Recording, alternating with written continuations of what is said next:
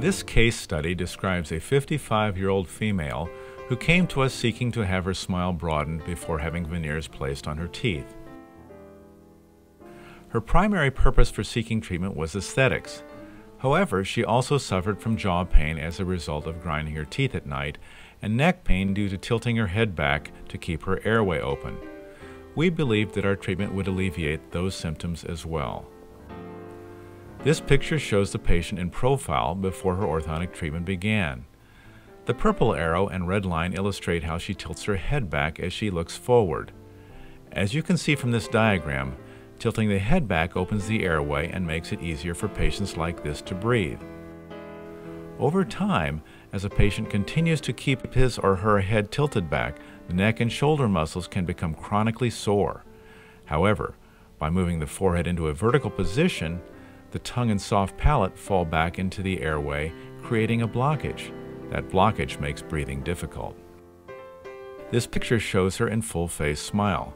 She does not have a particularly attractive smile. There are two primary reasons for this. First, her teeth are located too far back in her face, which makes them barely visible when she smiles. Second, her teeth are tipped back, which causes her smile to appear very dark. This picture is a view of her upper teeth from below before she received orthodontic treatment. You can see that her teeth are out of alignment and her upper front teeth are tipped back from an ideal position. She also has a narrow upper arch, which is creating several problems for her that I will explain later on in the program. This picture is a view of her lower teeth from above. Again, the teeth are not ideally aligned and the arch is narrow. From this angle, you can see from the right side how her teeth fit together before she was treated. If you look closely at the teeth that I've numbered 1 through 4, you'll notice that they are tipped back. She would have a far more attractive smile if these teeth were angled forward slightly. As you look at her teeth from the front, you'll notice that her side teeth were less visible because her arch was narrow. This is a typical pattern that we see in many patients. If this patient were to have restorative dentistry done on arches that are narrow like this, she would not have attained the broad, full smile that she wanted. From the left, you can see that her upper teeth overlapped her lower teeth excessively, which took away from the attractiveness of her smile. The orthodontic treatment plan for this patient was to align her upper and lower arches and broaden the arches dramatically. We also wanted to make her upper front teeth appear more visually pleasing by angling them properly and bringing them forward in her face. The red lines in these before and after pictures point out a major benefit of this type of treatment. Her head is no longer tipped back because she no longer needs to keep her chin forward to keep her airway open. Therefore, her jaw and neck muscles are no longer tender.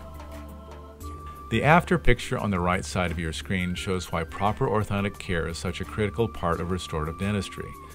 The orthodontics broadened her smile and brought her teeth forward, giving her a smile complete to the corners of the mouth. In cases like this, we believe that tiny details are of the utmost importance. Our goal is to lay a perfect foundation for the restorative dentist who will create veneers to achieve the best possible result.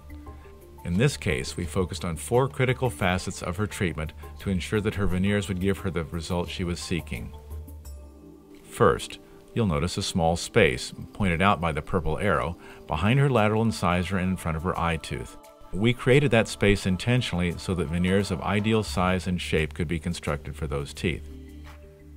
Second, as this picture set shows, we opened her bite significantly, giving the restorative dentist the foundation he needed to ideally place her veneers.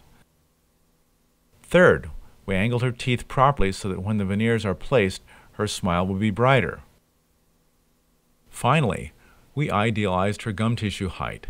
Gum tissue height describes the point at which the top of the teeth meet the bottom of the gum tissue. Gum tissue heights should be symmetrical and in a proportion that pleases the eye. The change in gum tissue height is highlighted by the black shapes on your screen. In summary, because her jaws have been widened, her smile is now broad and complete to the corners of the mouth. Instead of having only the front 6 teeth visible when she smiles, all of the teeth are now visible. As you can also see, the gum tissue height is idealized and the restorative dentist created veneers of ideal size and color. This before and after set of pictures shows the entire lower arch. The red line illustrates better tooth alignment and the black line shows a broadened lower arch. It's my feeling that the broadening of the arches, which increases the tongue space, can often lead to a reduction or elimination of the patient's grinding habit at night. These two pictures show the before and after of the patient's upper teeth from below. The red line shows the improved alignment that we achieved during her treatment, and the black line shows the broadening of her arch. This side-by-side before and after picture set shows the final result that was achieved. The dramatic improvement of her smile would not have been possible without the orthodontic preparation of her case through broadening her smile, improving the angulation of her upper front teeth, and creating the proper space for ideal veneer placement. She now has a broader, brighter, more youthful look to her smile. This patient was very happy with her aesthetic results. She was also pleasantly surprised to have her neck and jaw pain alleviated as a result of the treatment. I'm Dr. Bill Hang.